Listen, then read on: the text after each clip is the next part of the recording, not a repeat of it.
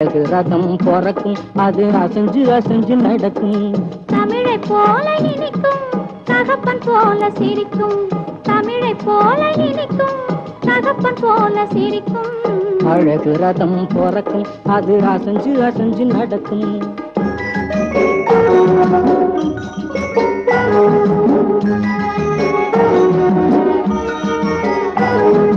தட்டி தட்டி நடக்கும் போது பரத கலை பிறக்கும். தட்டி தட்டி நடக்கும் போது பரத கலை பிறக்கும்.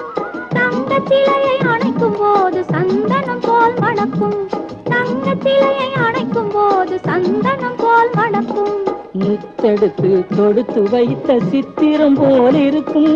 முத்தெடுத்து தொடுத்து வைத்த சித்திரம் போல் இருக்கும்.